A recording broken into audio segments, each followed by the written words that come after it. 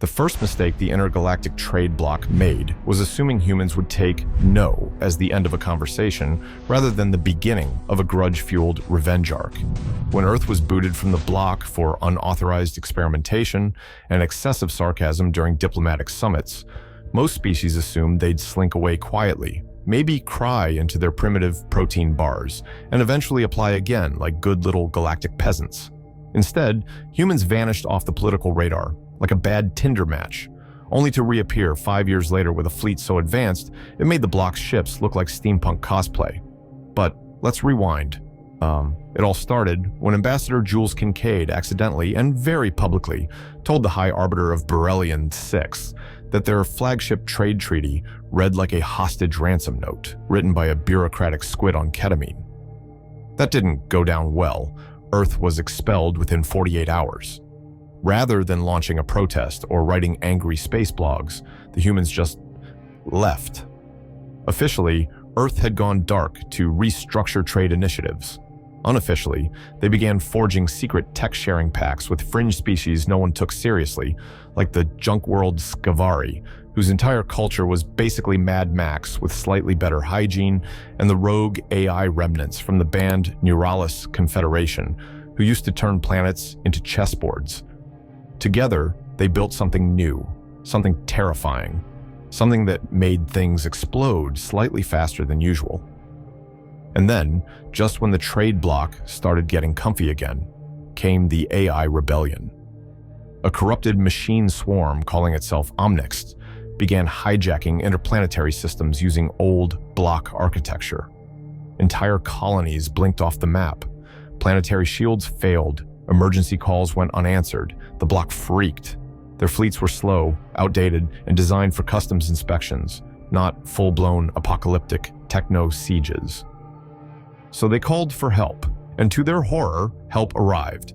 Not from the Council, not from their allies, but from a human ship, broadcasting on every channel with a cheerful, horrifying message. "We fixed your mess. You're welcome." The ship's name, Unsubtle Vengeance.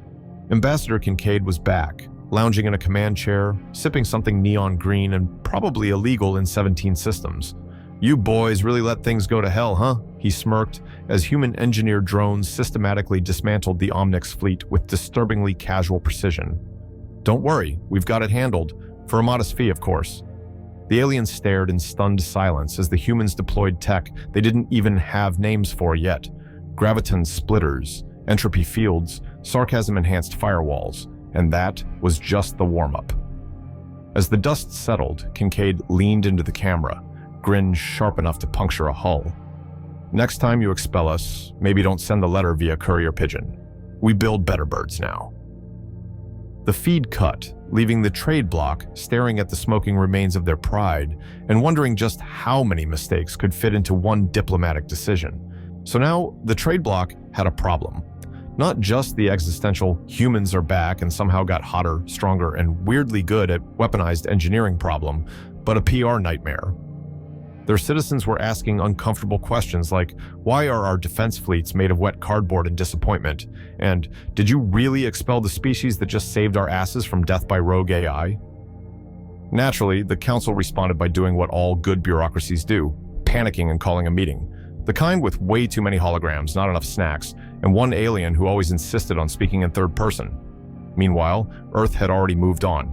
They'd set up their own thing, the Accord. No stuffy robes, no sanctimonious oaths, just mutual defense pacts, aggressively cool uniforms, and a terrifying amount of coffee. Their new HQ? A retrofitted, planet-sized battleship called Second Chance, because humans couldn't resist dramatic irony. On the bridge of that juggernaut stood Commander Mira Lang, former space pilot turned diplomatic menace, whose idea of negotiation was smiling while her dreadnought parked itself in your orbit. She watched council feeds with one brow arched, like she was waiting for someone to say something truly stupid, which they did. The Zalari ambassador demanded Earth be disarmed for galactic safety. Mira responded by sending him a live feed of an asteroid being precision cut into a sculpture of his own face, and then detonated. "For galactic art," she'd said. The humans weren't just showing power, they were redefining it. They didn't posture, they didn't threaten. They offered deals with the same tone as someone selling you a used car they definitely turbocharged out of spite, and somehow it worked. Smaller civilizations flocked to the Accord like flies to neon-lit barbecue. Why? Because humanity offered something no one else did. Actual results. Pirate problem? Gone in 6 hours. Infrastructure crisis? Here's a planet-sized printer. Weird alien plague? Here's a vaccine and 3 Netflix documentaries explaining it. The bloc scrambled to keep up, throwing policies around like confetti at a nervous wedding. Maybe we reinstate Earth, one diplomat suggested. Maybe we pretend we never expelled them, offered another. Maybe we cry quietly and hope they don't build another doomsday device out of duct tape and spite, added a third. But the worst part? The humans weren't gloating. Not openly anyway. They were just vibing. Upgrading fleets, hosting peace talks, helping worlds rebuild. It was like watching your ex become wildly successful and emotionally stable while you still can't figure out how to operate a galactic toaster. The final straw came when the Accord casually intercepted an invasion fleet heading for block space, dismantled it mid-transit, and left behind a single message: next time, send better villains. The Council went silent. The galaxy went still, because it was becoming painfully, hilariously obvious. Earth hadn't just survived exile. They'd turned it into an origin story. By the time the Council actually got around to issuing a formal apology, Earth had already colonized 6 new systems, formed 3 interstellar alliances, and invented a beverage so caffeinated it briefly became classified as a weapon.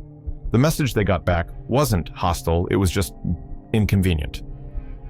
"We appreciate your concern," the humans replied, "but we're busy, please hold." The message included hold music, an ancient Terran chant known as "Never Gonna Give You Up," looped at frequencies designed to mildly irritate 6 out of 10 species. Petty? Absolutely. Effective? Oh, very. But despite the memes, the snarky comms, and the overwhelming superiority in literally every tech sector, Earth didn't retaliate. They didn't demand reparations. They didn't rub it in. Instead, they did something far more terrifying. They opened the door, an invitation, join the Accord, work together, build something better. It was so aggressively reasonable it made half the Council suspicious and the other half weep. The catch? There wasn't one. No hidden fees, no clauses written in subatomic font. Just one stipulation. You followed Accord rules. And if you broke them, well, let's just say the last warlord who tested that now lived on a small asteroid, as a crater. But the real kicker, the moment historians would argue about for centuries, was what Earth did next.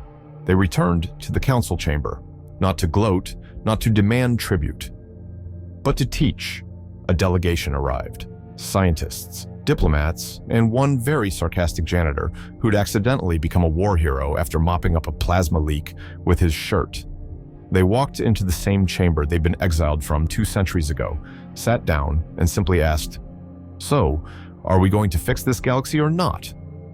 And the Council, in all their pride and fear, looked at the species they had once banished and realized something chilling. Humanity wasn't back. Humanity had outgrown them. They weren't here for revenge. They were here to upgrade the universe, whether the rest of it was ready or not. And somewhere, far above, aboard the Second Chance, Commander Mira Lang sipped her espresso, looked out across the stars, and muttered, "Next meeting, I'm bringing snacks. Galactic diplomacy really burns through blood sugar." A beat. Also, maybe a bigger dreadnought, just in case. The Accord's banner shimmered in orbit, a symbol not of dominance, but of dangerous, deliberate hope. And as every species tuned in to watch the feed, one thing became clear. The humans hadn't been the mistake. The mistake was ever thinking they wouldn't adapt, evolve, and lead. Let me know what you think in the comments, and if you're not subscribed yet, you know what to do.